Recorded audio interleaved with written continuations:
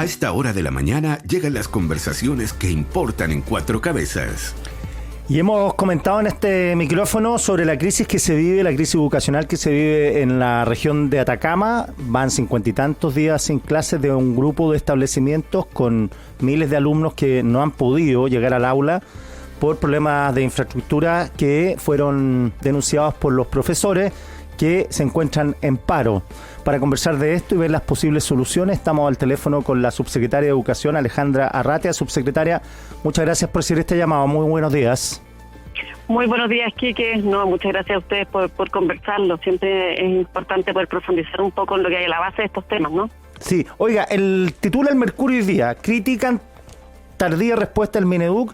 Dice que en junio ya tenían claro en el Ministerio de Educación los graves problemas en el Servicio Local de Educación en Atacama, que se había hecho un catastro y que todo lo que estaba pasando ya se presagiaba. ¿Qué hay de ese informe? ¿Lo conocieron ustedes?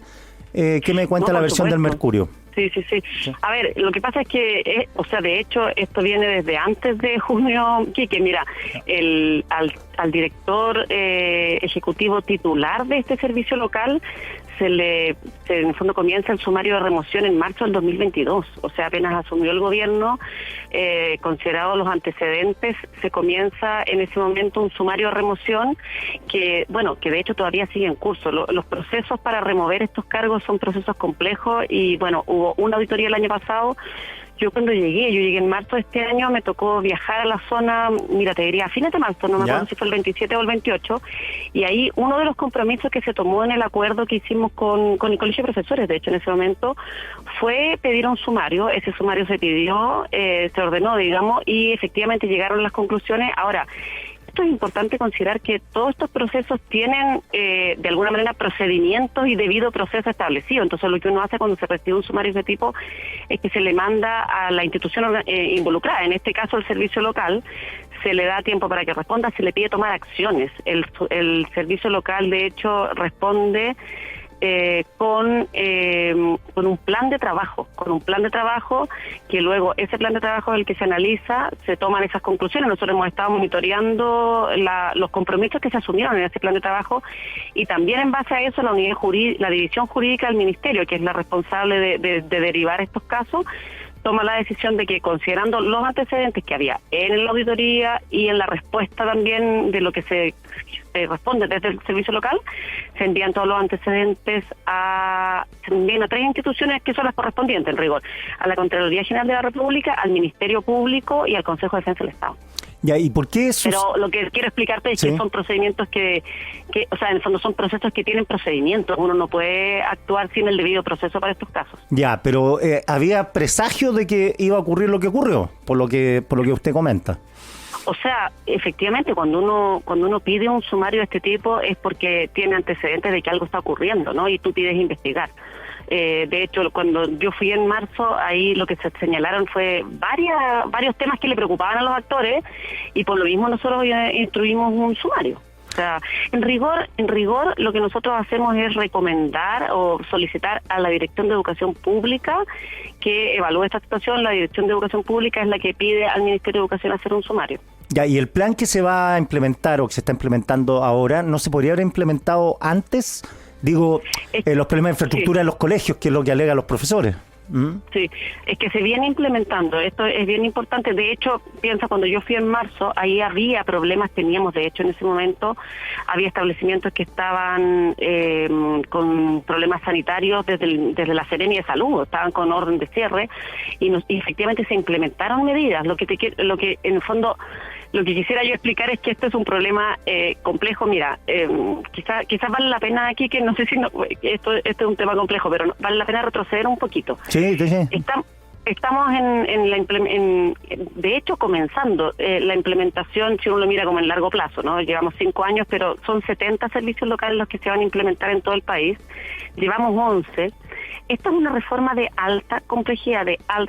Piensa que en el país, cuando partió esta reforma, en el fondo habían en el país 140 servicios públicos a nivel en el fondo país.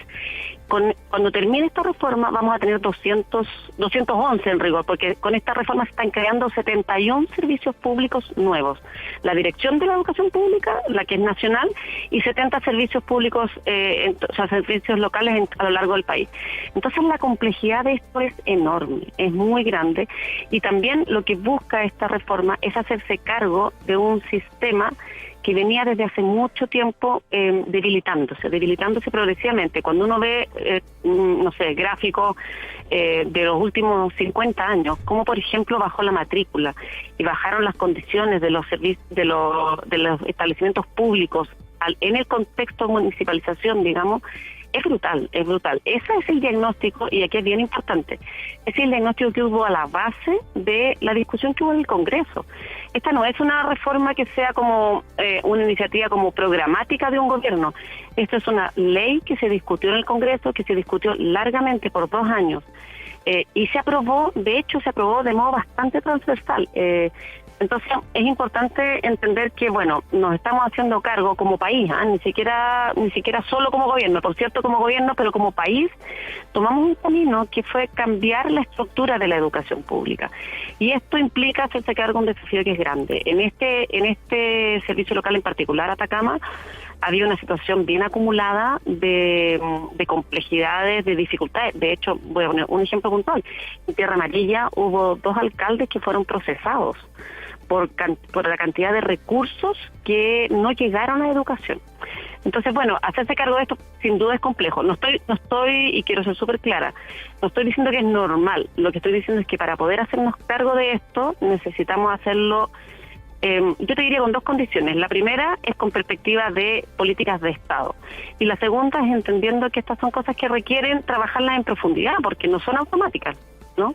Oiga, Entonces, así lo estamos haciendo. Claro, bueno, esto lamentablemente para la gente de Atacama es una especie de conejillo de India de lo que puede resultar a mayor escala a nivel nacional. ¿Cómo ve usted la implementación de los siguientes sistemas locales a raíz de lo de Atacama? ¿Lo de Atacama es una excepción o más bien es una constante que se puede repetir en diversas regiones, teniendo en cuenta que además Atacama es una región chica?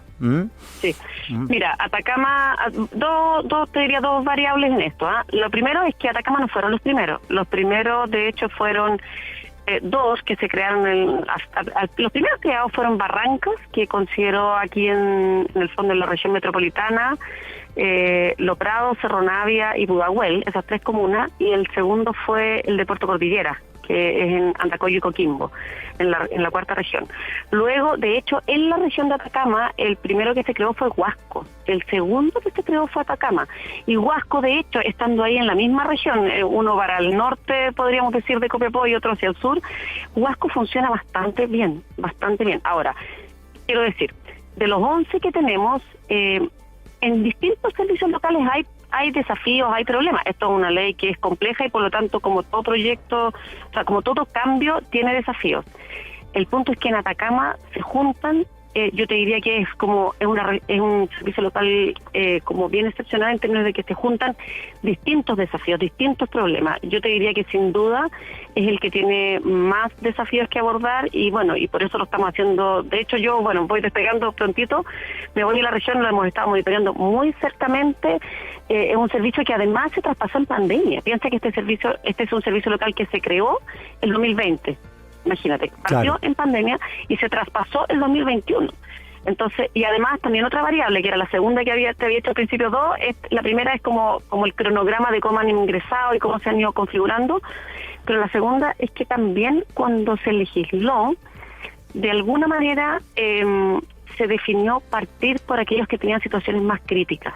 No se definió partir como aleatoriamente, por decirlo así, sino que decir, bueno, ¿dónde tenemos municipios que de alguna manera están en una situación más compleja para sostener la educación pública? Y bueno, por eso, por ejemplo, Cerro Navia, en la región metropolitana, era un municipio muy crítico, muy crítico.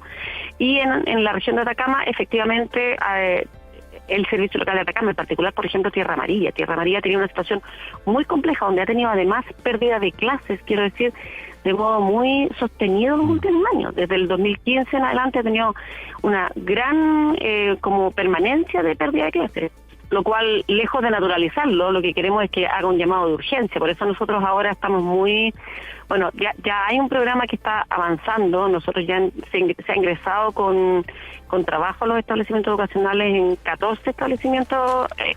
Esto hasta el viernes de la semana pasada.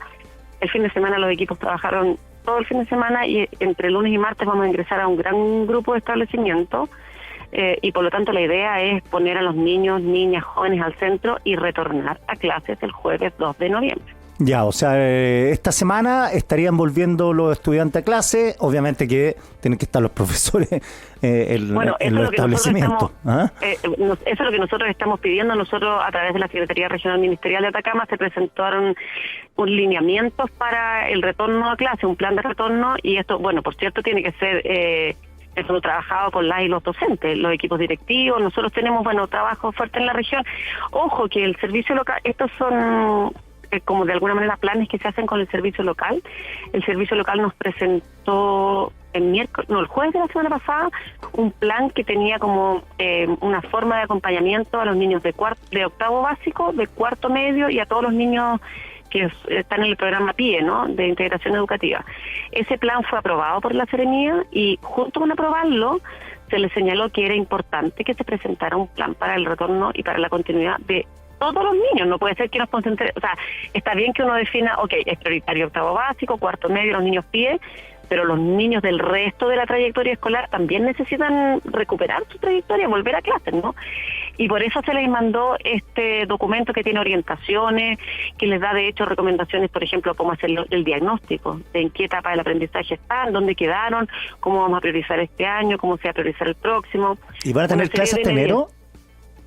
Hasta el 12 de enero se les recomienda, en el fondo, porque eso es lo que está en el calendario escolar para la recuperación. Ya, perfecto. O sea, clases hasta el 12 de enero si parten este jueves.